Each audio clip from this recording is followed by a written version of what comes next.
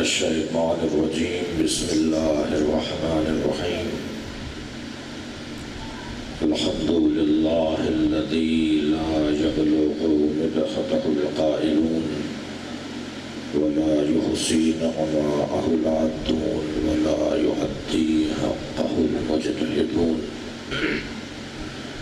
الذي ليس لصفته حد محدود ولا نعت موجود ولا وقت معدود ولا أجل ممدود فطر الخلائق بقدرته ونشر الرياح برحمته الصلاة والسلام على الرسول المسدد المصطفى الأمجد المحمود الأحمد سيدنا ومولانا ومولى الكونين جد الحسن والحسين عاني بالقاسم محمد وآله الطيبين الطاهرين المعصومين الذين قال الله إنما يريد الله ليذهب عنكم الرجس أهل البيت ويطهركم تطهيرا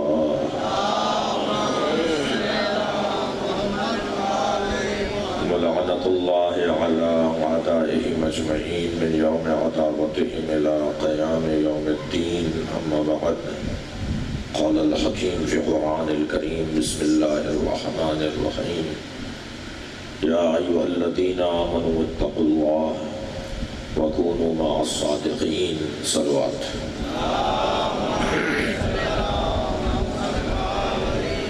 سورہ مبارکہ توبہ کی 119ویں آیت اللہ اپنے اس کلام میں صاحبان ایمان سے مخاطب ہے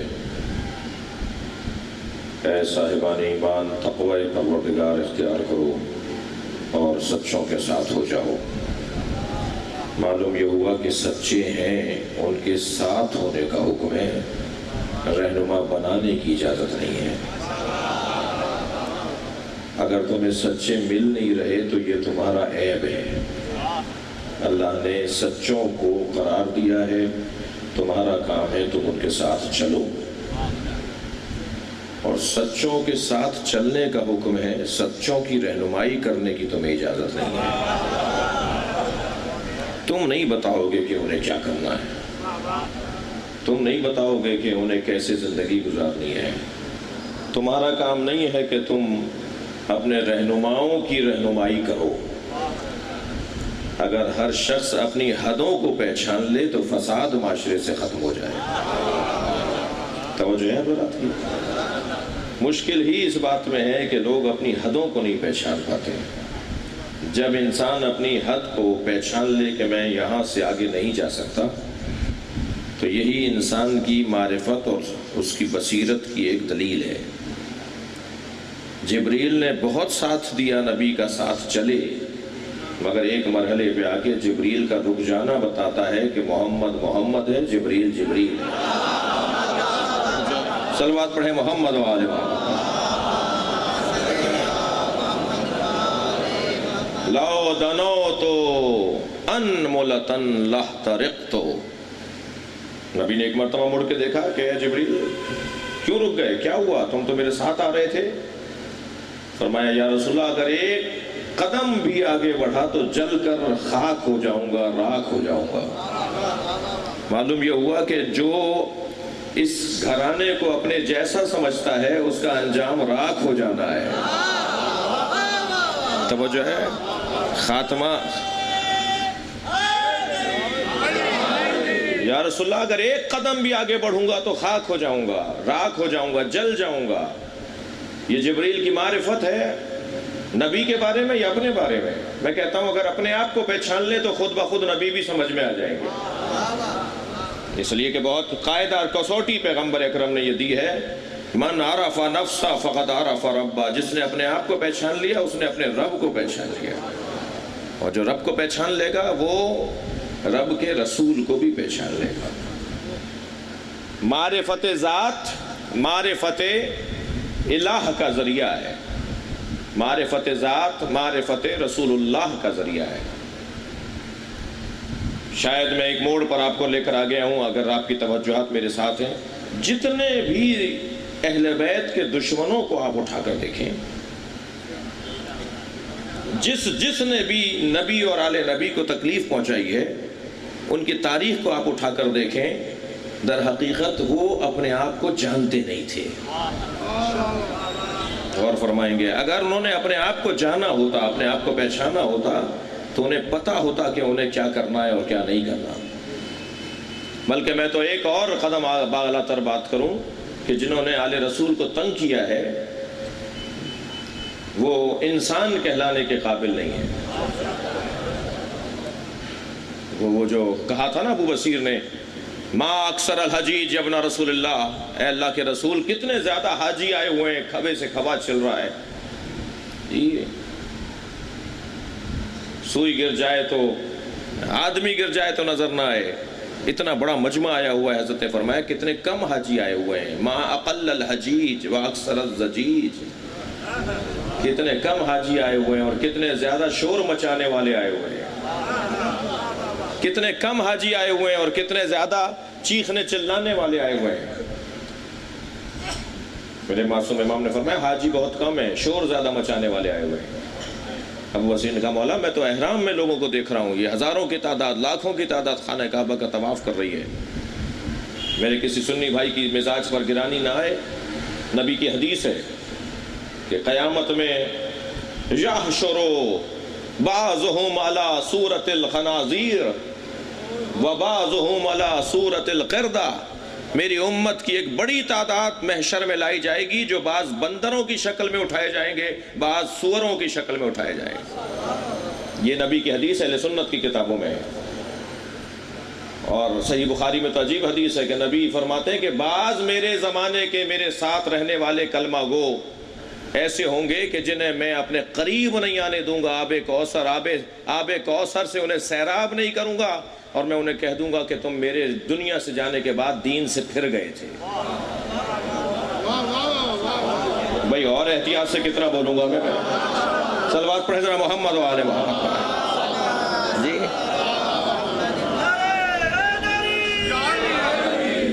محشر میں بہت سے لوگوں کو لایا جائے گا جن کی شکلیں سوروں کی اور بندروں والی ہوں گی، یہ نبی کی حدیث ہے۔ حضرت ابو بصیر فرما رہے مولا کتنے حاجی آئے ہوئے، حضرت فرمایا کتنے کم حاجی ہیں، کتنے زیادہ شور مچانے والے آئے ہوئے ہیں۔ جیسے ہی انہوں نے کہا یا ابن رسول اللہ میں تو حاجیوں کو دیکھ رہا ہوں، تو آپ نے اپنے دست مبارک کو ابو بصیر کی آنکھوں پہ رکھا، ارادہ فرمایا، ابو بصیر کی حقیقی آنکھیں کھل گئیں۔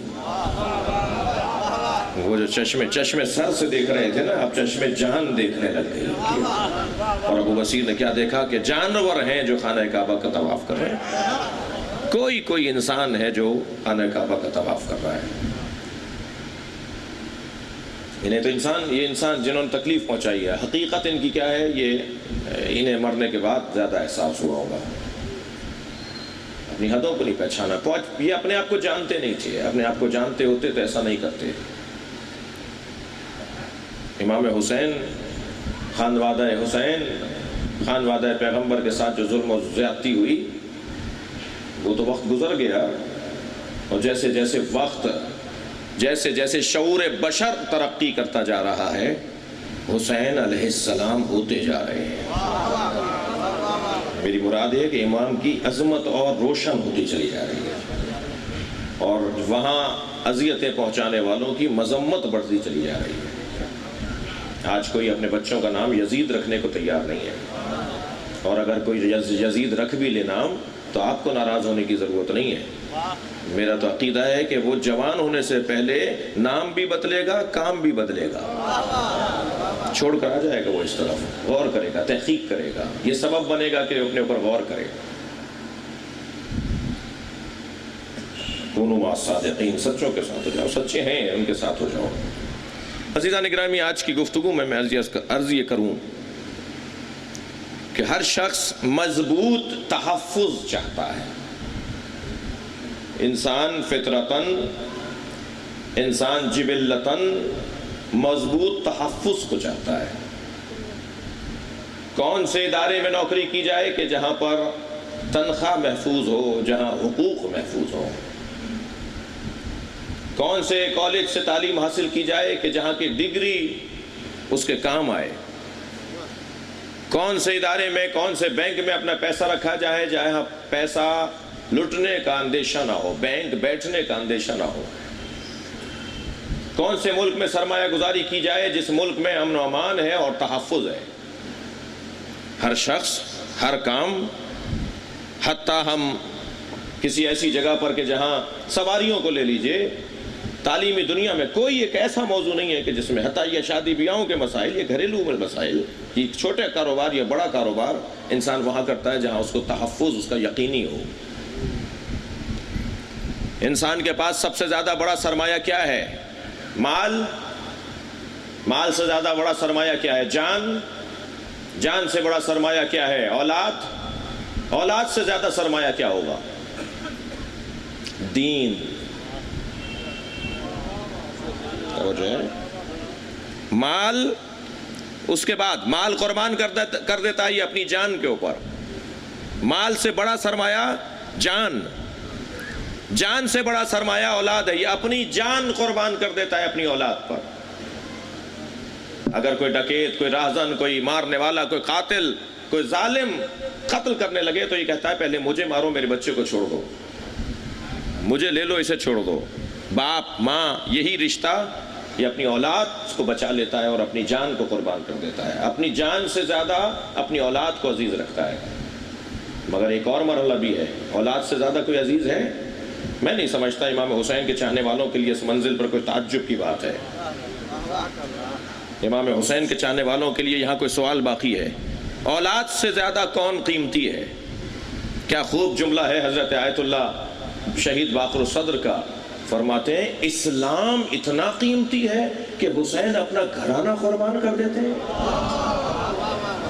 اللہ اکبر، صلوات پڑھیں ذرا محمد و آل محمد۔ لہذا اولاد پر کسے ترجیح دیں بھائی؟ اولاد کے بعد کون رہ جاتا ہے؟ اولاد کے بعد دین ہے، دین۔ بعض اوقات ہم محاورتاً کہتے ہیں صاحب وہ فلاں صاحب بڑے متدین ہیں، فلاں صاحب بڑے دیندار ہیں۔ یہ روا روی میں کسی کے لیے جسے چاہیں بول دینا کہ دیندار ہیں، متدین ہیں، شاید ایک محاوراتی زبان تو ہو، لیکن اتنا آسان نہیں ہے، اتنا آسان نہیں ہے ہر ایک کو کہہ دینا کہ یہ دیندار ہے۔ بعض چیز قبول کریں، بعض چیز رد کر دیں۔ آدھا اسلام، پارٹ ٹائم کا دین، پارٹ ٹائم کا اللہ، معاذ اللہ۔ 2 رکعت صبح کی نماز میں اللہ ملتا ہے، یہ اللہ کے اوقات نہیں ہے۔ ظہر میں ملتا ہے اللہ، عصر میں ملتا ہے اللہ، مغرب عشاء میں ملتا ہے اللہ، نہیں، اللہ کے اوقات نہیں ہیں یہ ہمارے یہاں کا ڈاکٹر نہیں ہے معاذ اللہ جس کے اوقات کار لکھے ہوئے ہوتے ہیں۔ اللہ نماز میں ملتا ہے، بہتوں کو اللہ نماز میں نہیں ملتا، بہتوں کی نماز میں بھی اللہ انہیں نہیں ملتا۔ یہ ضروری نہیں ہے کہ نماز پڑھنے والے کو اللہ ملتا ہو، اللہ ہر جگہ ہے۔ یہ میرے اوقات، میرے نظم زندگی کو تحفظ دینے کا ذریعہ ہے جسے نماز کہتے ہیں۔ نماز میری زندگی کے اوقات کو نظم دینے کا ذریعہ ہے۔ اللہ کی ملاقات اس وقت نہیں ہوتی، وہ ہر جگہ ہے، ہر جگہ مل سکتا ہے۔ جہاں میرا تار جڑا وہاں اللہ سے ملاقات ہوگی۔ اور کر رہے ہیں، اگر بازار میں ہے اور اللہ سے رابطہ ہے تو وہاں بھی اللہ ہے، اور مصلی پہ اگر اللہ سے رابطہ نہیں ہے تو وہاں بھی نہیں ہے۔ امام حسین امام بارگاہ میں ملتے ہیں، بہت سارے لوگ تو امام بارگاہ میں آ کر حسین سے دور ہو جاتے ہیں۔ بھائی ناراض نہیں ہو مجھ سے آپ، اور بہت سارے لوگ بیابانوں میں ہوتے ہیں، انہیں حسین مل جاتے ہیں۔ مسئلہ جگہ کا اور اوقات کا، مکان کا اور زمان کا مسئلہ نہیں ہے۔ ایک یمن کے رہنے والے میں اور میرے مولا علی کے چاہنے والے نے مدتوں رقم جوڑی کہ جا کے مولا علی کی نجف اشرف میں زیارت کرے، جی روزانہ علی علی کرتا تھا کہ کسی طرح مجھے مولا کے روزے کی زیارت ہو جائے۔ اور جب نجف پہنچا تو نجف میں اب مسافر خانے کا بستر نہیں چھوڑا۔ اب جب نجف پہنچا تو اب نجف میں باہر نکلے تو وہ دکانوں پہ طرح طرح کی جو چائنا کی اور چین کی اور جاپان کی مصنوعات رکھی ہوئی ہیں، اس سے ہی دل نہیں توڑ پا رہے اپنا۔ ہر دکان پہ کھڑے ہو کے لینا ہے یا نہیں لینا، مگر وقت ضرور لگانا ہے کہ یہ کیسی ہے، یہ کیا ہے، یہ کتنے کی ہے۔ معلوم ہوا یہ نکلے تھے حرم کے لیے، انہوں نے آدھا وقت بازار میں لگا دیا، اور جب پہنچے ہیں حرم کے اندر تو حرم میں پہنچنے کے بعد یہ دیواروں پر غور کرنے میں لگ گئے، کتنی اچھی محراب بنی ہوئی ہے، کتنا اچھا پلر بنوایا ہے، کتنا اچھا روزے کے گنبد بن گیا ہے، لائٹنگ دیکھو کتنا اچھے، صدام کے مرنے کے بعد کتنا اچھا ہو گیا ہے۔ معلوم واپس آ گئے، اپنے کھانے کا ٹائم ہو گیا۔ 2 دن ایسے گزرے، مولا علی خواب میں نظر آئے۔ مولا نے فرمایا در یمنی پیش منی، تم یمن میں تھے تو میرے پاس تھے، پیش منی در یمنی، جب میرے پاس آ گئے ہو تو کہیں اور ہو۔ بہت سے لوگ ہیں کہ جو نجف نہیں گئے ہیں، جملہ دے رہا ہوں ان عرفا کے لیے، صاحبان ریاضت لوگوں کے لیے، اہل تقوی کے لیے، ان کی عظمت کا ایک جملہ آپ کی سماعتوں کے حوالے کر رہا ہوں۔ کتنے ہی لوگ ہیں جنہوں نے کربلا نہیں دیکھی ہے، کربلا انہیں دیکھتی ہے۔ اللہ اکبر۔ امام حسین کی توجہ ہے اپنے اس چاہنے والے کے لیے جو ککڑی بیچتا ہے، جو چھولے بیچتا ہے، جو ٹماٹر بیچتا ہے، جو ٹھیلا لگا کے صبح سے شام تک آرزو کرتا ہے کہ حسین کی زیارت ہو جائے۔ کیا معلوم امام حسین علیہ السلام اس سے ملنے آتے ہوں، یہ وادی کوئی اور وادی ہے۔ اپنے پسند کا دین۔ ابو ذر غفاری آ گئے، تھک تو نہیں رہے نا میری باتوں سے آج؟ ابو ذر غفاری آ گئے، یا رسول اللہ میں نے آج رات کو خواب دیکھا ہے، ذرا خواب کی تعبیر بتائیے کیا ہے۔ ابو ذر کیا دیکھا ہے تم نے؟ سرکار میں نے خواب دیکھا کہ آسمان سے ایک تھان لٹکا ہوا ہے کپڑے کا، اور منادی ندا دے رہا ہے کہ پورا لے جاؤ، پورا لے جاؤ، مگر ہر شخص قینچیاں لے کر آ رہے ہیں، ہر شخص قینچی لے کر آ رہا ہے اور اپنی پسند کا اسے کاٹ کاٹ کے لے جا رہا ہے۔ یا رسول اللہ منظر بدلا، پھر میں نے کیا دیکھا کہ ایک خوبصورت حسین تالاب ہے، یعنی خوشنما اور بہترین بنا ہوا، جواہرات جڑے ہوئے ہیں، بہترین ٹائل، بہترین رنگ و روپ میں، ایک حسین صنعت تعمیر کے مطابق ایک تالاب بنا ہوا ہے۔ اتنا اچھا بنا ہوا تھا کہ میں اس کے قریب پہنچا تو اس میں سے بدبو اٹھ رہی تھی، اس میں دنیا جہان کی گندگی پڑی ہوئی تھی۔ مجھے تعجب ہوا کہ اتنی اچھی بنی ہوئی جگہ جس پہ جواہرات لگے ہوئے ہوں، جس پہ رنگ اور جو ہے وہ آرائش کیا ہوا ہو، اس کے اندر سے بدبو، تعفن اٹھ رہا ہے اس میں سے۔ یا رسول اللہ منظر بدلا، میں نے کیا دیکھا؟ 2 طرح کی گائے کھڑی ہیں، تازہ صحت مند فربا، بڑے بڑے تھنوں والی گائیں، اور جن کے تھنوں میں دودھ بھرا ہوا ہے، اور انہی کے ساتھ سوکھی لاغر ناتوان گائے کھڑی ہیں، چند گائے ادھر کھڑی ہیں، چند گائے ادھر، اور جو سوکھی اور ناتوان گائے ہیں ان کے تھن سوکھے ہوئے ہیں، ان میں دودھ نہیں ہے۔ منادی ندا دے رہا ہے کہ یہ جو تازہ صحت مند دودھ والی گائے ہیں ان کا دودھ لے جاؤ، لیکن جو آ رہا ہے وہ دبلی گائے کا دودھ نکال رہا ہے، اور ان سے دودھ نہیں نکل رہا، خون نکل رہا ہے۔ پکارنے والا پکار رہا ہے گائے کا دودھ ہے، گائے کا دودھ لے کر جاؤ، مگر لوگ اس گائے کا دودھ نکال رہے ہیں جس میں دودھ نہیں ہے۔ یا رسول اللہ میں نے منظر بدلا ہوا دیکھا، ایک قوی ہیکل، ایک طویل القامت انسان ہے جو 2 کنووں کے درمیان کھڑا ہے، اور بہت بڑا ظرف ہے اس کے پاس، وہ ایک کنویں سے پانی نکالتا ہے اور دوسرے خشک کنویں میں ڈالتا ہے، مگر نہ اس کنویں میں پانی بھر رہا ہے، نہ اس کنویں کا پانی کم ہو رہا ہے۔ یا رسول اللہ میری آنکھ کھل گئی، میں آپ کی خدمت میں حاضر ہوا ہوں، بتائیے میں نے کیا دیکھا ہے؟ فرمایا ابو ذر تم نے آخری زمانے کے حالات دیکھے ہیں۔ توجہ ہے؟ ابو ذر جو تم نے دیکھا کہ ایک آسمان سے تھان لٹکا ہوا تھا کپڑے کا، منادی ندا دے رہا تھا پورا لے جاؤ، پورا لے جاؤ، اور لوگ قینچی سے کاٹ کاٹ کے اپنی پسند کا لے جا رہے تھے، وہ آخری زمانے کا اسلام ہے۔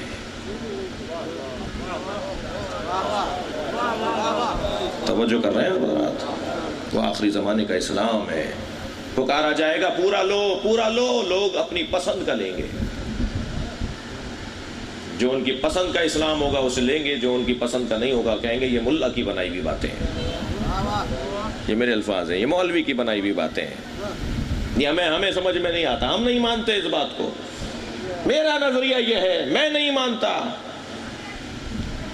ہر لمبا چوڑا چھوٹا موٹا ہر شخص اس لب و لہجے میں بات کر رہا ہے کہ میں نہیں مانتا، میں نہیں مانتا، میرا نظریہ یہ ہے، میرا نظریہ یہ ہے۔ بھائی تم کون ہو؟ تمہاری حیثیت کیا ہے؟ تمہارا نظریہ ہو کیسے سکتا ہے؟ نظریہ اللہ کا ہے یا رسول اللہ کا ہے یا اہل بیت کا ہے؟ یہ جو کہتا ہے جی میرا نظریہ یہ ہے، میرا نظریہ یہ ہے، وہ ہے کون؟ اس کی حیثیت کیا ہے؟ میری حیثیت کیا ہے؟ میں کون ہوں؟ کہتا جی میرا نظریہ، میں کون ہے بھائی؟ ذرا اس کو ٹٹول کے دیکھو، پوچھو تو یہ ہے کون؟ وہ اپنے آپ کو نہیں پہچانتا، کہتا ہے میرا نظریہ یہ ہے۔ ہر شخص اگر کہے گا میرا نظریہ یہ ہے، میرا نظریہ یہ ہے، میرا نظریہ یہ ہے، تو پھر اسلام کیا ہوا؟ دین کیا ہوا؟ قرآن کیا ہوا؟ اہل بیت کی تعلیمات کیا ہوئیں؟ اپنے پسند کا اسلام۔ ابو ذر، یہ آخری زمانے کا اسلام ہوگا، آخری زمانے میں اسلام کے ساتھ یہی ہوگا جیسا تم نے دیکھا ہے۔ اور وہ جو تم نے دیکھا کہ ایک بہترین حسین تالاب ہے جس پہ جواہرات چڑھے ہوئے ہیں، جس کی ساخت، جس کی آرائش بہترین ہے، تم قریب گئے تو اس میں سے تمہیں بدبو اٹھتی ہوئی محسوس ہوئی، گندگی تھی اس میں، گند تھی اس میں۔ وہ آخری زمانے کے علماء ہیں، ان کا ظاہر بہت اچھا ہوگا مگر جب ان کے قریب جاؤ گے تو تمہیں بدبو آئے گی۔ آخری زمانے میں علماء کا حال یہ ہو جائے گا۔ ابو ذر جو تم نے دیکھا دبلی اور صحت مند گائے، وہ آخری زمانے کے مسلمان اور آخری زمانے کے حکمران اور رعایا کا حال ہوگا۔ آخری زمانے کے حکمران اسے چوسیں گے، اسے نچوڑیں گے جو غریب ہوگا۔ جو پیسے والے لوگ ہوں گے ان کے ٹیکس بھی معاف ہوں گے، ان کے جرم بھی معاف ہوں گے، ان کی ایف آئی آریں بھی ختم ہو جائیں گی جی۔ اور جو بیچارہ غریب آدمی ہوگا، وہ جو ٹھیلا لگانے والا ہوگا، وہ جو کیبن لگانے والا ہوگا، اس کے وجود کو نچوڑ ڈالیں گے آخری زمانے کے حکمران۔ اور وہ جو تم نے دیکھا کہ دو کنوؤں کے درمیان ایک قبیل القامت انسان کھڑا ہے، وہ ملک الموت ہے۔ وہ دنیا سے برزخ کے اندر لوگوں کو ڈال رہا ہوگا۔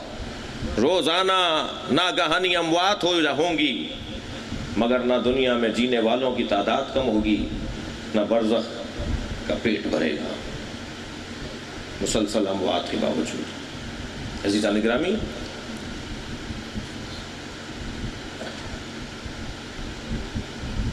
اہل بیت عصمت و طہارت ایک بہترین تحفظ ہے۔ جملہ دے رہا ہوں آپ کی سماعتوں کے لیے، عصمت اہل بیت، جہاں عظمت اہل بیت ہے وہاں ضرورت امت ہے۔ اگر اہل بیت کی عصمت کا اقرار نہیں کریں گے، ان کی مضبوطی کا اقرار نہیں کریں گے، تو میں مضبوط نہیں رہ پاؤں گا۔ ڈاکٹر اسرار احمد نے کیا کہا، لاہور والے نے، اس کی کلپ موجود ہے، تقریر موجود ہے، کہ شیعوں کی گمراہیاں کہاں کہاں ہیں، کیا کیا ان کے ہاں گمراہیوں کی مثالیں ہیں۔ شیعہ گمراہ ہیں اس دلیل کی بنیاد پر۔ اس میں سے ایک بات جو انہوں نے کی، انہوں نے کہا شیعوں کی گمراہی کی ایک مثال یہ ہے کہ یہ اپنے اماموں کو معصوم مانتے ہیں۔ میں کہتا ہوں ہماری ہدایت کی ایک مثال یہ ہے کہ ہم اپنے اماموں کو معصوم مانتے ہیں۔ صلوات پڑھیں محمد و آل محمد پر۔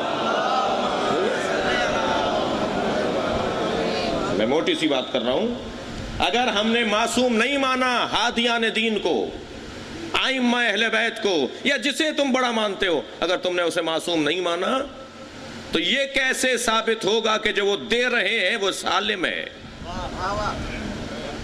غور کر رہے ہیں آپ؟ یہ کیسے ثابت ہوگا کہ جو انہوں نے ہدایت دی ہے، جو انہوں نے مسئلہ بتایا ہے، جو انہوں نے رہنمائی کی ہے، وہ جو انہوں نے قیادت کی ہے، جو انہوں نے امامت کی ہے، وہ سالم ہے؟ کوئی بھی کہہ سکتا ہے؟ ہم تو اپنے ائمہ کی صرف عصمت ہی کے قائل نہیں ہیں، ہم ان کے بارے میں سہو و نسیان کے بھی قائل نہیں ہیں۔ اور فرما رہے ہیں ہمارے عقیدے کے مطابق ہمارے امام معصوم نہ بھولتے ہیں نہ غلطی کرتے ہیں۔ یہ بھی نہیں ہوتا ان کے ہاں کہ انہوں نے بھول کر کوئی بات کر دی اور پھر کل کہیں کہ ہم نے جو کل بات کی تھی وہ ہم نے بھول کر کہی تھی، بات یہ نہیں تھی، یہ تھی۔ نہیں، وہ نسیان بھی نہیں رکھتے، وہ سہو بھی نہیں رکھتے، ان سے چوک بھی نہیں ہوتی، ان سے غلطی بھی نہیں ہوتی، ان سے گناہ بھی نہیں ہوتا۔ یہ ہے عصمت کا عنوان۔ کل میں نے ایک جملہ کہا تھا، یہ جو کہا جا رہا ہے کونوا مع الصادقین، سچوں کے ساتھ ہو جاؤ، یہ صداقت زبان کی ہے۔ یہ جو کہا گیا انما یرید اللہ لیذھب عنکم الرجس اہل البیت ویطہرکم تطہیرا، یہ طہارت بدن کی ہے۔ جب اللہ نے مطلق کہا ہے تو مجھے حق نہیں پہنچتا کہ میں اسے مقید کروں۔ اللہ نے اہل بیت کی طہارت کو جب مطلق بیان کیا ہے تو میں اسے مقید نہیں کر سکتا۔ اللہ نے جب اہل بیت کی صداقت کو مطلق بیان کیا ہے تو مجھے حق نہیں ہے کہ میں اسے مقید کروں کہ زبان کی صداقت مراد ہے۔ اہل بیت معاذ اللہ زبان سے غلط بیانی ان کے نہیں ہوتی، اس کے سچے ہیں، نہیں، اہل بیت کردار کے بھی سچے ہیں۔ صلوات پڑھیں گے محمد و آل محمد۔ اس سے بہتر صلوات عطیہ کر دیجیے۔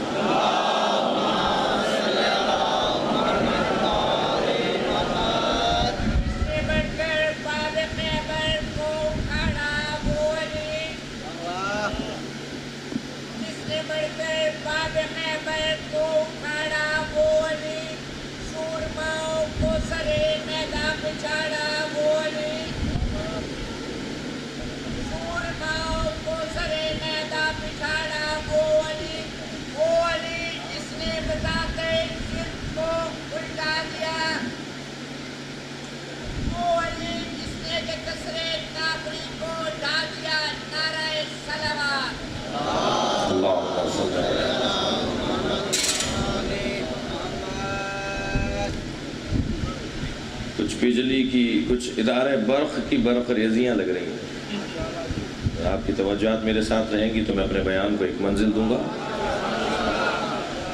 یہ جو اللہ کہہ رہا ہے کونوا مع الصادقین، ہو جاؤ سچوں کے ساتھ، سچوں کے ساتھ ہو جاؤ، یہ صداقت مطلق ہے۔ یہ صداقت نہیں ہے، یہ صداقت صرف زبان کی صداقت نہیں ہے، یہ صرف گفتار کی صداقت نہیں ہے، یہ سچ بولتے ہیں، صرف ایسا نہیں ہے، یہ ہر اعتبار سے سچے ہیں،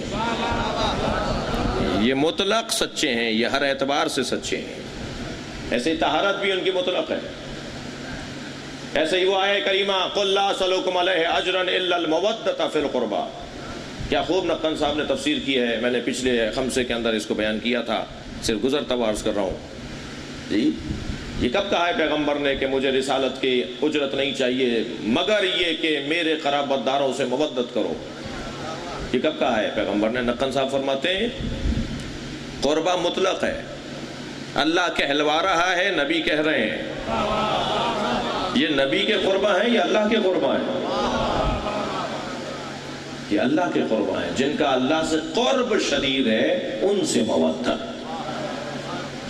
یہ والی اگر الجھن محسوس کریں تو یہ دور ہو جائے کہ پیغمبر اپنے خانوادے کو نہیں چھوڑ کر گئے، پیغمبر اپنی بیٹی کو، پیغمبر اپنے نواسوں کو امت کے اوپر نہیں چھوڑ کر گئے، پیغمبر اللہ کے قریب ترین لوگوں کی مودت کو فرض قرار دے رہے ہیں۔ ثابت کرو کہ علی سے زیادہ کسی کا قرب تھا اللہ کے نزدیک، ثابت کرو جناب زہرا سے زیادہ کوئی کنیز خاص ہے پروردگار عالم کی۔ بیویاں بہت ہیں مگر فاطمہ جیسی کوئی نہیں ہے، اور جن بیویوں کا مقام اور منزلت بہت ہی اہتمام کے ساتھ بیان کی جاتی ہے، ان بیویوں میں ایک نام حضرت عائشہ ہے۔ ایک خاتون نے کہا اے عائشہ جنت میں آپ نبی کی زوجہ ہوں گی، توجہ ہے، اہل سنت کی روایت ہے، اے عائشہ جنت میں آپ نبی کی زوجہ ہوں گی اور فاطمہ علی کی زوجہ ہوں گی، بتائیے کون سا جوڑا بڑا ہے؟ بتائیے کون سا زیادہ عظمت والا جوڑا ہے؟ حضرت عائشہ نے جناب زہرا کی طرف دیکھا، بی بی فاطمہ کی طرف دیکھ کر فرمایا یا فاطمہ لیتنی کنت شعرۃ راسہ، کاش میں تمہارے سر کا ایک بال ہوتی۔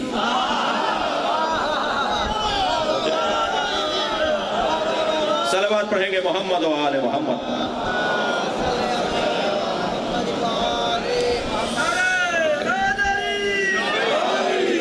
ثابت کریں کہ امام حسن سے زیادہ کوئی قرب پروردگار رکھتا ہے، امام حسین سے زیادہ کوئی اللہ کے قریب ہے، حضرت عمر کے بیٹے عبداللہ ابن عمر کہتے ہیں کہ مولا حسین جا رہے تھے حج کرنے، میں نے اپنا گھوڑا ان کی سواری کے پیچھے رکھا، دیکھوں کہ سفر حج میں حسین کیا کیا کرتے ہیں، کیسے رہتے ہیں، کیا کرتے ہیں سفر کے اندر حسین۔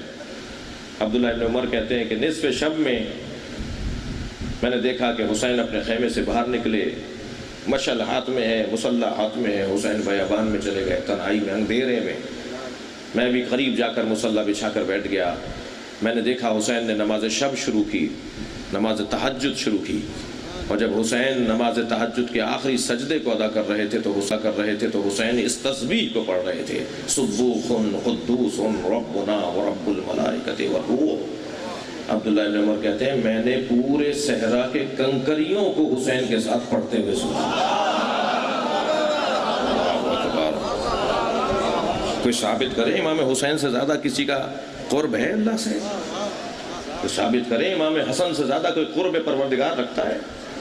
یہاں نبی کو حکم ہو دیا جا رہا ہے کہ آپ رسالت کے عوض ان سے کچھ نہیں مانگیں، ان سے کہیے کہ قربہ سے مودت کریں۔ اب یہ کس کے قربہ ہیں؟ یہ اللہ کے قربہ ہیں یا نبی کے قربہ ہیں؟ جہاں نبی کے قربہ صحیح ہے ترجمہ، وہاں اللہ کے قربہ بھی تو صحیح ہے، اس لیے کہ مطلق ہے۔ جب آیت مطلق ہے تو مجھے مقید کرنے کی اجازت نہیں ہے۔ اسی طرح یہاں اعلان ہو رہا ہے کونوا مع الصادقین، سچوں کے ساتھ ہو جاؤ۔ یہ سچے کون ہیں؟ یہ ہر اعتبار سے سچے ہیں۔ چلیں سچوں کو ڈھونڈنے کے لیے، آپ کی توجہات ہے میرے ساتھ؟ ہم سچوں کو ڈھونڈنے کے لیے نکلے ہیں تو میدان مباہلہ میں پہنچے ہیں، اور میدان مباہلہ میں وہ انجمن ہمیں ملی ہے، وہ قافلہ ہمیں ملا ہے جو ایسے سچے ہیں کہ جھوٹوں پہ لعنت کر سکتے ہیں۔ ہر سچا جھوٹے پہ لعنت نہیں کر سکتا۔ جی ابو ذر موجود تھے، آسمان اور زمین نے ابو ذر سے زیادہ سچا نہیں دیکھا، مگر نبی لے کر نہیں گئے۔ غور کر رہے ہیں؟ حضرت سلمان فارسی موجود ہیں، یہ منا اہل البیت کے درجے پر ہیں، مگر نبی لے کر نہیں گئے۔ معلوم یہ ہوا یہ سچے ہیں مگر جھوٹوں پہ لعنت صرف پنجتن کر سکتے ہیں، اس لیے کہ مطلق صداقت ہے۔ ابو ذر کا مقام بہت بلند ہے مگر چند مہینے ہی صحیح کفر کے ماحول میں رہے ہیں، تو زبان کے سچے ضرور ہیں، کردار کی صداقت چند لمحوں کے لیے داغدار رہی ہے۔ سلمان فارسی کا مقام بہت بلند ہے مگر کچھ عرصے تک مسیحیوں کے پاس رہے ہیں۔ کوئی ایسا سچا ہو کہ جس کی زندگی میں کہیں کذب کردار کا گزر نہ ہو۔ تبھی تو ہمارے برادران اہل سنت مولا کائنات کے نام کے ساتھ کرم اللہ وجہ ہو۔ اور کر رہے ہیں ابھی اسی دفعہ ماہ مبارک رمضان کے ٹی وی چینلز کے پروگرام کے اندر ایک ہم سنی عالم دین کے ساتھ روزانہ رہتا تھا کہیں نہ کہیں، تو کسی نے سوال کیا کہ جی علی کو رضی اللہ تعالی عنہ کہیں، علی بن ابی طالب کو علیہ السلام بولیں، یا علی بن ابی طالب کو کرم اللہ وجہ بولیں؟ تو ایک سنی عالم دین نے مجھے اشارہ کر کے کہا کہ میں جواب دوں گا۔ میں نے کہا جی آپ جواب دیجئے۔ کہنے لگے علی کو وہی بولیے جو نبی کو بولتے ہیں، اس لیے کہ قرآن نے نبی جیسا قرار دیا ہے علی کو۔ اللہ اکبر، انفسنا وانفسکم۔ میدان مباہلے کے اندر کیا خوب لکھا ہے فخر الدین رازی نے، اہل سنت کا بہت بڑا نام ہے، وہ کہتے ہیں علی کے تمام فضائل ایک طرف اور یہ فضیلت ایک طرف کہ اللہ نے نبی جیسا اگر کسی کو کہا ہے تو وہ علی ہے۔ میں جملہ دے رہا ہوں آپ کی سماعتوں کے لیے، امت کی ایک تعداد کو شوق ہے کہ نبی کو اپنے جیسا بولے، لیکن نبی نے صرف علی کو اپنے جیسا بولا ہے۔ صحابہ کرام میں بھی نبی جیسا کوئی نہیں ہے۔ کیا بولیں گے؟ کرم اللہ وجہہ کیوں کہتے ہیں ہمارے سنی بھائی؟ اس لیے کہتے ہیں کہ اس چہرے پہ اللہ کا کرم یہ ہے کہ یہ کسی بت کے آگے جھکا نہیں ہے۔ علی بن ابی طالب کے علاوہ کوئی صحابی نہیں ملے گا آپ کو جس نے چند دن ہی صحیح بت کی پوجا نہ کی ہو۔ توجہ چاہوں گا آپ سے، چند مہینے چند سال ہی صحیح کسی نہ کسی نے بت کے آگے ضرور حاضری دی ہے، پر علی کی ذات وہ ہے جس نے ایک لمحے کے لیے بھی بت کے آگے اپنے آپ کو پیش نہیں کیا، بلکہ علی کہتے ہی اسے ہیں کہ جو کہیں چلا جائے تو سب اس کی خدمت میں ہوتے ہیں۔ لہذا بتوں کو گرانے والا بھی علی۔ اچھا، نبی مکرم بھی تو مزاج آشنا تھے نا۔ فتح مکہ کے موقع پہ نبی نے کسی اور سے نہیں کہا کہ بت گراؤ۔ نبی کیفیات قلبی کا امتحان نہیں لینا چاہتے تھے، مشکل ہو جاتا نا، مشکل۔ صلوات پڑھنے ذرا محمد و آل محمد۔ سرکار نے بت گرانے کے لیے بھی جس کا انتخاب کیا ہے وہ اسی کا کیا ہے جس کا کبھی بت سے کوئی تعلق ہی نہیں رہا۔ حضرت ابو طالب پہ ایمان پہ تبصرہ کرنے والوں سے ایک جملہ کہوں، قریش کے 24 قبیلے تھے، ہر قبیلے کا ایک بت تھا۔ میرے مزاج میں نہیں ہے دعویٰ واوا کرنا، لیکن میں ایک جملہ کہتا ہوا گزرتا ہوں، میں بہت ہی آرام سے طالب علمانہ لہجے میں دعویٰ کر رہا ہوں کہ کوئی لا کر کہیں سے دکھائے کہ بنی ہاشم کا کوئی بت تھا۔ صلوات پڑھیں محمد و آل محمد۔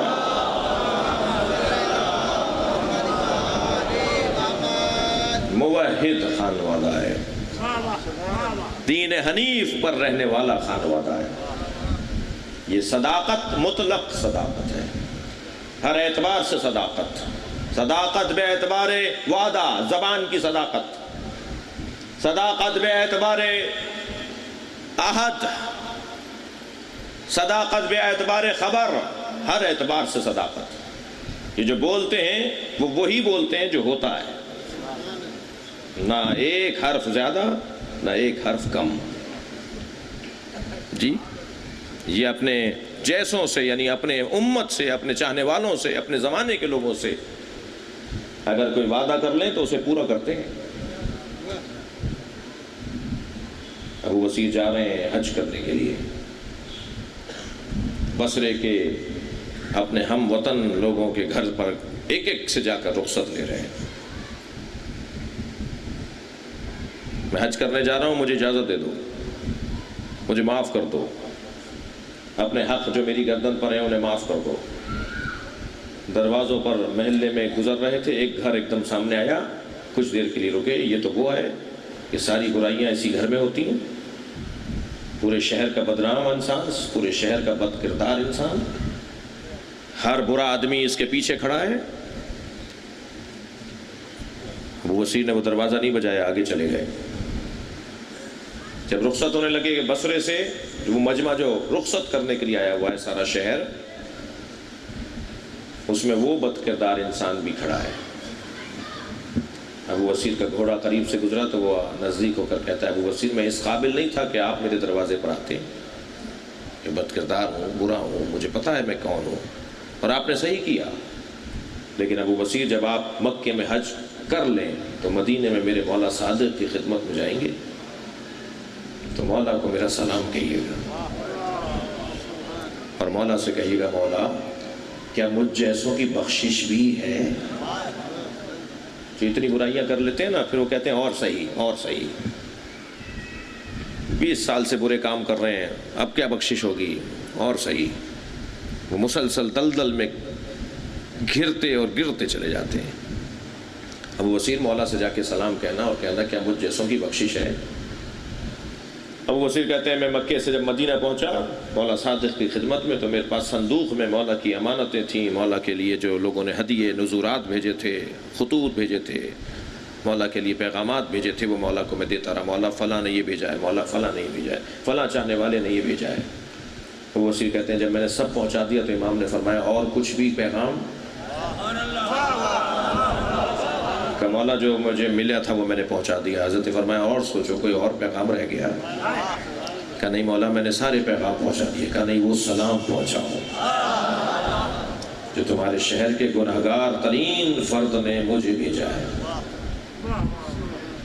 کہا مولا ہاں اس شخص نے آپ کے لیے سلام بھیجا ہے۔ پیغام بھی یہ ہے کہ وہ کہتا ہے کیا مجھ جیسوں کی بخشش ممکن ہے؟ مولا نے فرمایا جب آپ بصرے واپس جائیں اپنے گھر، سب سے پہلے اس کے دروازے پہ جائیے گا، اسے ہمارے سلام کا جواب پہنچائیے، اور ابو بصیر اس سے کہیے ایک وعدہ تم اپنے امام سے کرو، ایک وعدہ تمہارا امام تم سے کرتا ہے، اپنے امام سے یہ وعدہ کرو کہ آئندہ گناہ نہیں کرو گے، جو ہوا سو ہوا، جو کیا سو کیا، اور ایک وعدہ تمہارا امام تم سے کرتا ہے، تمہیں شفاعت کرے گا، تمہیں جنت میں لے جائے گا، تمہاری جنت کی ضمانت دیتا ہے تمہارا امام۔ وہ وزیر کہتے ہیں میں جب پہنچا بصرے تو سب سے پہلے اس کے دروازے پہ گیا، اس کے ہاتھ پیر پھول گئے، میں کہاں ابو وسیر کہاں میرے دروازے پر؟ ابو وسیر مجھے بلا لیا ہوتا، آپ تو ولی خدا ہیں، آپ تو امام کے خاص الخاص ہیں۔ کہا میں جب گیا ہوں تو تمہارے سلام کا امام کو انتظار تھا۔ اتنا رویا اس جملے پر، میرے سلام کا انتظار؟ کہ امام نے کہا ہے کہ وہ ایک وعدہ تم ہم سے کرو، آئندہ گناہ نہیں کرو گے، جو کرتے تھے چھوڑ دو گے، اور ایک وعدہ ہم تم سے کرتے ہیں، ہم تمہیں جنت کی بشارت دیتے ہیں، جنت کی ضمانت دیتے ہیں۔ وہ وزیر کہتے ہیں 4-6 مہینے کے بعد مجھے معلوم ہوا کہ وہ صاحب فراش ہے، بستر پر ہے، جان کنی کا عالم ہے۔ میں پہنچا اس کے گھر پر تو بچوں نے بتایا کہ یہ کئی دن سے غشی میں ہے، شاید اب یہ واپس باہر نہ آئے، اتنے لاغر ہو چکے ہیں۔ کچھ دیر میں سرہانے بیٹھا رہا، جب میں اٹھ کے جانے لگا تو اس نے آنکھیں کھول کر دیکھا، مجھے آواز دے کر کہا وہ وزیر واپس آؤ۔ میں نے چند مہینے امام سے وعدہ پورا کیا اور امام نے بھی وعدہ پورا کر دیا۔ میں غشی کے عالم میں نہیں تھا، میرے مولا صادق مجھے جنت کی سیر کروا رہے تھے، اور امام کہہ رہے تھے کہ اب ہم وعدہ پورا کریں گے، تمہیں جنت میں پہنچائیں گے، بخشش تمہاری ہم کوائیں گے۔ کہ کوئی اور کہہ سکتا ہے؟ میں نہیں جانا چاہتا ان وادیوں میں کہ بڑے بڑے تاریخ کے بڑے بڑے لوگوں نے کہا کاش ہم یہ ہوتے، کاش ہم وہ ہوتے۔ ایک بہت بڑا نام ہے، میرے پاس وہ روایت موجود ہے، کتاب موجود ہے، انہوں نے کہا میں نے تو جو زہرا کے ساتھ کیا ہے، فاطمہ کے ساتھ کیا ہے، مجھے تو میرے مرنے کے بعد جلا دینا، مجھے دفنانا نہیں۔ میں نہیں جانا چاہتا اس وادی میں۔ اہل سنت کی کتاب کے اندر موجود ہے، ایک بہت بڑا نام کہتا ہے مجھے جلا دینا، میں اس قابل نہیں ہوں کہ مجھے غسل و کفن دے کے دفناؤ۔ اور یہاں کہہ رہے ہیں ہم جنت کی ضمانت دیتے ہیں، یہاں کہہ رہے ہیں ہم تمہیں جنت میں لے جائیں گے۔ اس لہجے میں کوئی اور بات کر سکتا ہے؟ کونوا مع الصادقین، ہر اعتبار سے سچے، توجہ ہے، ہر اعتبار سے سچے، ہر اعتبار سے صادق، اور ایسے صادق کہ خود صادق نہیں ہے، خود صدق بن گئے، خود عنوان سچ، سچائی کا عنوان قرار پائے۔ اب جو یہ کہہ دیں گے وہی ہوگا، اسی کو صداقت کہا جاتا ہے۔ تمہارے کپڑے درزی کے پاس ہیں، کیونکہ فاطمہ نے کہہ دیا تو اب جبریل کو آنا پڑے گا درزی بن کر۔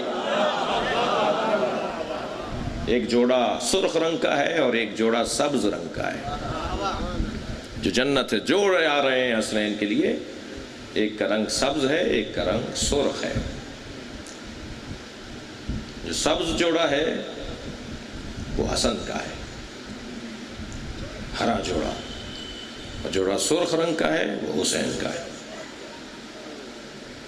ایک پیغام امن پہنچائے گا اور ایک جان کی قربانی اور خون کا ہدیہ پیش کرے گا۔ لہذا یہ جو سچے ہیں یہ مضبوط ترین گھرانہ، یعنی ان کے ساتھ رہنا، ان کے ساتھ چلنا، ان کے ساتھ ہونا، ایک سب سے بڑی سعادت اور سب سے بڑی تسلی یہ ہے کہ ان کے ساتھ رہنے میں پشیمانی نہیں ہے، ان کے ساتھ رہنے میں شرمندگی نہیں ہے، ان کے ساتھ رہنے میں ندامت نہیں ہے۔ مصیبت ہے، مصیبت ہے ان کے ساتھ رہنے میں، مگر ان کے ساتھ رہنے میں ندامت نہیں ہے۔ ہر اعتبار سے سچے۔ بات آگے بڑھے گی عزیزان گرامی۔ مضبوط ترین وجود کس کے حوالے کر رہے ہیں ہم اپنے آپ کو؟ کہاں بیٹھے ہو بھائی؟ تم وہاں جا کر بیٹھو کہ جہاں بیٹھنے سے تمہارا تحفظ ہو، تمہارے ایمان کا تحفظ، تمہارے عقیدے کا تحفظ، تمہارے دین کا تحفظ۔ اس لیے کہ سب سے زیادہ قیمتی شے کیا ہے؟ میں کہہ چکا، نہ مال، نہ جان، نہ اولاد، سب سے زیادہ قیمتی شے دین ہے۔ اور اس دین کو عزیزان گرامی جتنی محنتوں سے ہم تک پہنچایا گیا ہے، ہمیں بھی توجہ رکھنے کی ضرورت ہے۔ ہر شخص سے ہم دین نہیں لیں گے، دین ہم اس سے لیں گے جو دیندار ہوگا۔ امام حسین کی عزاداری میں ایک بہت ہی چیونٹی کی چال کی طرح کچھ چیزیں بڑھتی ہوئی نظر آ رہی ہیں، خطرناک چیزیں بڑھتی ہوئی نظر آ رہی ہیں۔ میرے محترم ذاکر اہل بیت جو پڑھ رہے تھے، میں ان کا گلا بہت اچھا ہے، اللہ نے ان کو بہت بظاہر ذرا نحیف سے اور ذرا جو ہے وہ نازک اندام ہے، لیکن گلا بہت اچھا ہے ان کا۔ میں خود ذاکروں کی اولاد ہوں، 7-8 پشتوں سے ہم ذاکران اہل بیت میرے اجداد آئے ہیں، دادا پردادا سب سوز خان تھے، سب مرثیہ پڑھتے تھے، ڈوڑے پڑھتے تھے، بند پڑھتے تھے، بڑی خدمت ہے۔ من انشد فینا بیتا فقد بن اللہ فی الجنہ بیتا، جس نے ہم اہل بیت کی شان میں ایک شعر سنایا، ہم جنت میں اسے گھر دیں گے۔ کم مقام نہیں ہے ان ذاکروں کا، بڑے پیسے والے لوگ ہیں، بڑے مالدار لوگ ہیں، یہ جنت میں ان کے بڑے بڑے بنگلے ہیں۔ اللہ نے ان ذاکروں کو بڑی عزت عطا کی ہے۔ مگر اگر میں نے فقہ اہل بیت نہیں پڑھی، اگر میں نے شرعی مسائل نہیں پڑھے ہیں، تو میں شرعی مسائل کے اوپر رائے بھی دینے کا حق نہیں رکھتا۔ اور کہتے ہیں مجھے اللہ نے گلا دیا ہے، مجھے اللہ نے شعر کہنے کی صلاحیت دی ہے، مجھے اللہ نے رلانے کی اور مجھے ادائیگی کا فن عطا کیا ہے، میں اس کے حد میں رہوں۔ میں شاعر نہیں ہوں تو میں شاعروں کے مصروں پہ تبصرے کروں گا تو یہ اچھا نہیں ہوگا۔ مجھے اگر شرعی مسئلے میں نے نہیں پڑھے، 40 سال تک، 60 سال تک جو محنت کر کے اہل بیت کی فقہ کو سمجھتے ہیں، ان کے فتووں پر وہ تبصرہ کرتا ہے جسے 1 سے لے کے 10 تک عربی میں گنتی نہیں آتی۔ تھوڑا سا غور کریں اس بات پر۔ میں محض آرائی نہیں کر رہا، یہ ہماری جان ہے، ہمارے عزیز ہیں، ہمارے بھائی ہیں، ہم ہیں۔ ان کے بغیر مجلسیں نہیں ہوتی اور نہیں ہوں گی۔ ان کی جتنی عزت کر سکتے ہیں کم ہے۔ مجھے تو بعض اوقات تعجب ہوتا ہے، افسوس ہوتا ہے، ایک ذاکر میرے مولا کا پڑھنے کے بعد جب جا رہا ہوتا ہے، لوگ اسے رستہ نہیں دے رہے ہوتے۔ کیوں نہیں دیتے؟ اس کے لیے رستہ چھٹ جانا چاہیے، اس لیے کہ مولا کا ذاکر آ رہا ہے۔ وہ باہر انتظار میں کھڑا ہوتا ہے، مجمع ہٹے گا تو میں باہر جاؤں گا، وہ جوتیاں اپنی ڈھونڈ رہا ہوتا ہے۔ نہیں، عزیزان گرامی، میں نے ایسے ایسے لوگوں کو دیکھا ہے امام حسین کے ذاکروں کا ہاتھ چومتے ہیں۔ اس نے امام کے یاد میں ہمیں یاد میں مصروف رکھا ہے۔ اس کا مقام بہت ہے، مگر اس کو بھی سمجھنا چاہیے، مجھے بھی سمجھنا چاہیے میری کیا حدیں ہیں۔ یہ جو مجمع بیٹھا ہے، مجھے نہیں پتا ان میں ولی خدا کون ہے، مجھے نہیں پتا اس میں فرشتہ کون بیٹھا ہے، مجھے نہیں پتا اس میں جن کون بیٹھا ہے، مجھے نہیں پتا اس میں کتنے اولیاء الہی آئے بیٹھے ہیں۔ میں تو جھنگ کے مثلا جہاں بھی دنیا جہان میں ہم جا رہے ہیں پڑھنے کے لیے جاتے ہیں، ہمیں تو پورے شہر کے لوگوں سے آشنائی نہیں ہوتی نا، تو میں کیسے بے ادبی کر سکتا ہوں، ڈانٹ ڈپٹ، ناراض ہونا، نامناسب جملے سامعین کے لیے بولنا، ان کی حرمت اور ان کی عزت کے اوپر کوئی تبصرہ کرنا، ڈانٹنا، فلاں نے ایسے کر، کیوں اٹھ کے جا رہا ہے، بیٹھ جا، تو فلاں ہے، یہ کیا ہو رہا ہے؟ یہ امام حسین کے عزادار ہیں، ان میں اولیاء الہی بیٹھے ہوئے ہیں جی، اس فرش سے لوگ عرش تک پہنچتے ہیں،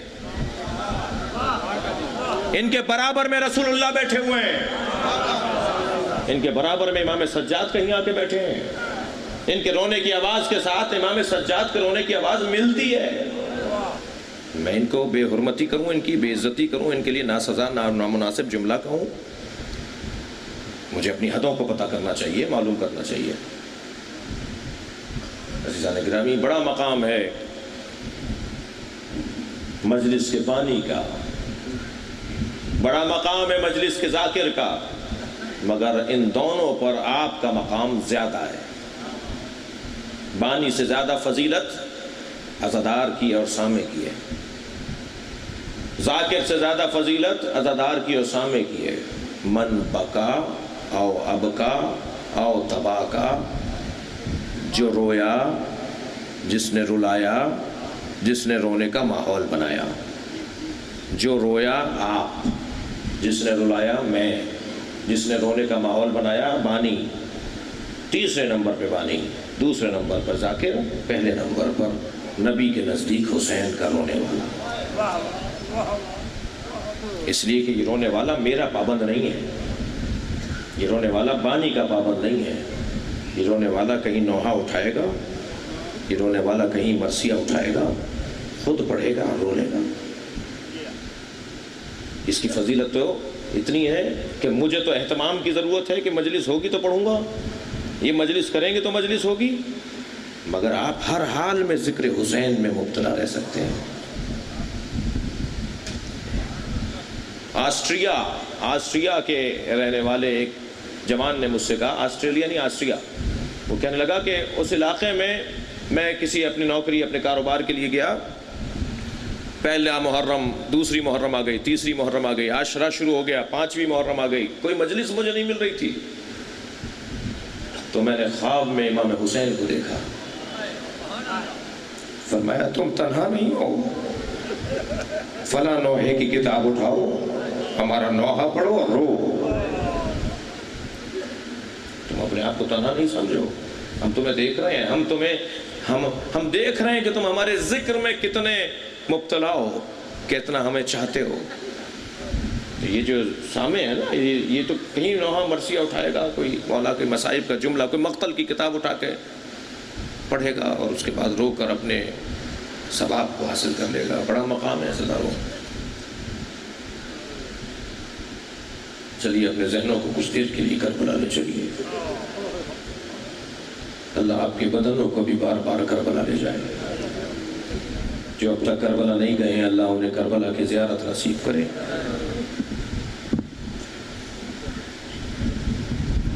کربلا میں حسین لاشیں اٹھا رہے ہیں،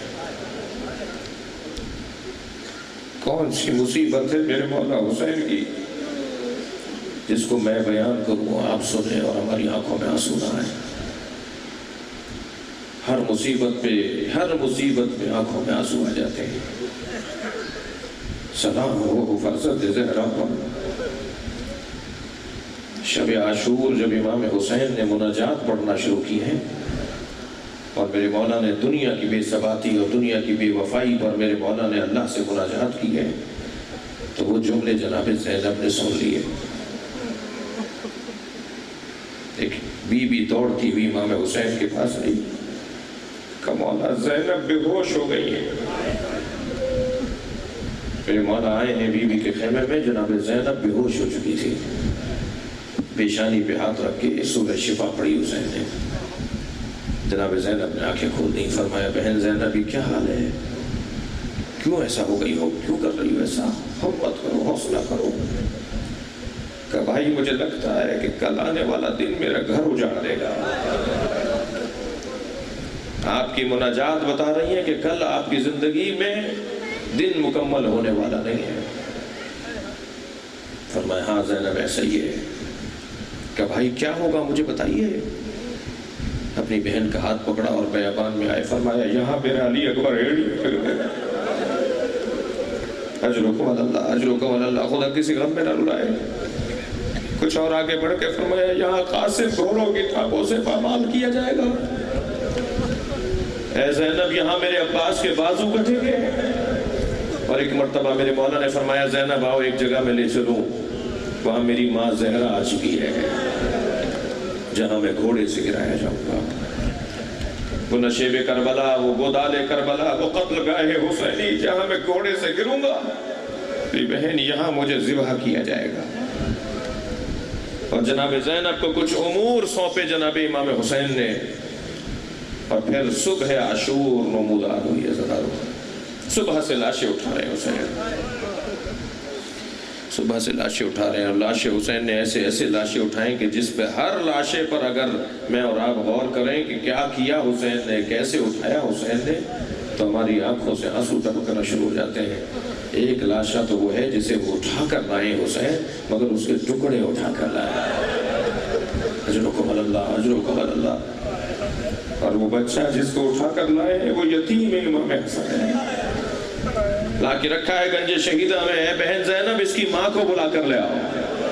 مجلس میں خواتین بھی بیٹھی ہیں جن کے ہاں حسین خوبرو نوجوان ہو، ان کی ماؤں کو دیکھا کریں کہ کتنی وہ اپنے بچوں پہ فخر کر رہی ہوتی ہیں، بار بار اپنے خوبصورت بچے کو دیکھ کر ماں کا خون بڑھ رہا ہوتا ہے۔ کوئی جناب ام فروہ سے پوچھے کہ قاسم کے لاشے کو کیسے دیکھا؟ فرمایا بہن زینب بھابی ام فروہ کو بلا لاؤ۔ جب جناب ام فروہ کے خیمے میں گئی ہیں نا جناب زینب، تو کیا دیکھا؟ بی بی اپنے خیمے میں نہیں ہے، برابر والے خیمے میں دیکھا، برابر والے خیمے میں دیکھا۔ ایک بی بی کی آواز آئی، جب قاسم کی شہادت کی خبر آئی تھی ام فروہ پشت خیمہ پر چلی گئی تھی۔ اب جا کر جناب زینب نے کیا منظر دیکھا؟ پیشانی بی بی کی سجدے میں ہے، جناب ام فروہ تسبیح پڑھ رہی ہیں، شکرن شکرا حقن حقا، یا اللہ تیرا شکر ہے تو نے میری قربانی قبول کر لی۔ آواز دی جناب زینب نے، بھابی حسین بلا رہے ہیں۔ آئی ہیں جناب ام فروہ اپنے بچے کے لاشے کے قریب، گنج شہیدہ میں حسین نے لاشا رکھ دیا تھا، اپنے بچے کو غور سے دیکھتی رہی، اللہ کسی ماں کو بچے کا ایسا لاشا نہ دکھائے۔ بیٹھ گئی اپنے بچے کے لاشے کے قریب اور آواز دے کر کہا بھائی حسین مجھے قاسم کا خون بھرا کرتا چاہیے۔ امام حسین نے عزاداروں نہیں پوچھا بھابی اس کرتے کا کیا کریں گی؟ فرمایا بھائی مجھے یہ کرتا چاہیے جو تار تار ہو گیا ہے، جو گھوڑوں کی ٹاپوں سے چاک چاک ہو گیا ہے۔ امام حسین نے کچھ ہی دیر کے بعد وہ خون بھرا کرتا بی بی ام فروہ کے حوالے کر دیا۔ عزاداروں سنیں گے عصر عاشورہ خیمے جلے تبرکات لٹے۔ میں تو کہتا ہوں کہ یہ جملہ جو میں نے ابھی کہا ہے نا، اس جملے پہ ہم گھنٹوں روتے رہیں تو بس ہے۔ تبرکات لٹے، کیا کیا لوٹا، کیسے لوٹا، اس کا بیان بھی بہت مشکل ہے۔ عزاداروں کچھ دیر کے لیے تصور کریں، کچھ دیر کے لیے تصور کریں آپ کی بیٹی کی جانب کوئی دیکھے کیا گزرتی ہے، آپ کی بہن کی جانب کوئی دیکھے کیا گزرتی ہے۔ سلام ہو امام زین العابدین پر، جناب سکینہ سے گوشوارے مانگے نہیں گئے ہیں، کھینچے گئے ہیں۔ اللہ اکبر، سخت جملے ہوں تو مجھے معاف کیجئے گا۔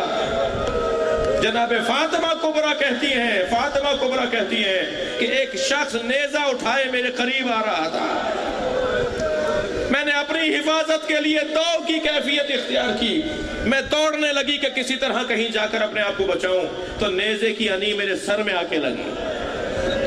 بی بی فرماتی ہیں میں زمین پر گر گئی، کچھ دیر کے بعد جب مجھے ہوش آیا تو میں نے کیا دیکھا، میری پھوپھی زینب میرے سر کو اپنی گود میں لیے بیٹھی ہے۔ میں نے پھوپھی زینب کو دیکھ کر ایک مرتبہ محسوس کیا کہ میرے سر پہ چادر نہیں ہے۔ اس شخص نے جو نیزہ چبھویا تھا چادر اتارنے کے لیے چبھویا تھا۔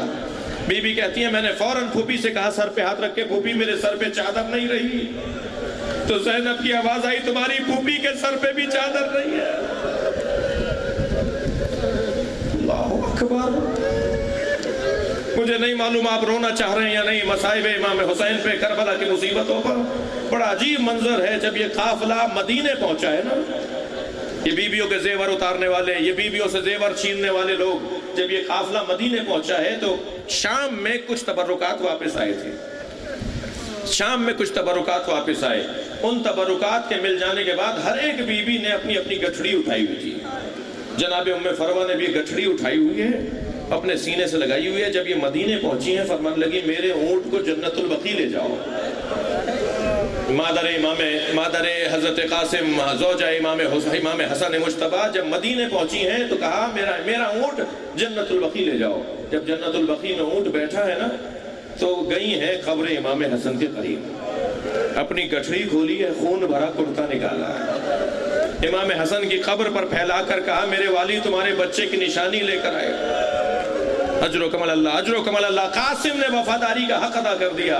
اگر آپ تھکے نہیں ہیں تو ایک منزل اور آگے آئیں۔ میرے مولا سجاد نے بشیر سے کہا بشیر مدینے میں جا کر بتاؤ ہم آ گئے۔ بشیر نے ایک ایک محلے میں جا کر سنانی سنائی ہے اہل یثرب اب یثرب رہنے کے قابل نہیں رہا۔ والی یثرب حسین ابن علی کا لٹا ہوا قافلہ واپس آ گیا۔ لوگ پوچھنے لگے اے بشیر حسین کا قافلہ کہاں ہے؟ کہا شہر کے باہر ٹھہرا ہوا ہے۔ سارا مدینہ باہر جانے لگا۔ بشیر کہتے ہیں کہ جب میں مجلس ختم کر رہا ہوں، بشیر کہتے ہیں کہ جب میں پہنچا ہوں سنانی سنا کر تو سارا مدینہ باہر پہنچ چکا تھا، مجمع اتنا زیادہ تھا کہ میں امام سجاد کے قریب نہیں پہنچ سکتا تھا۔ مجھے امام سے رخصت لینی تھی، مولا مجھے اجازت ہے کہ میں چلا جاؤں؟ میں نے آپ کو مدینے پہنچا دیا، اب مجھے اجازت ہے میں چلا جاؤں؟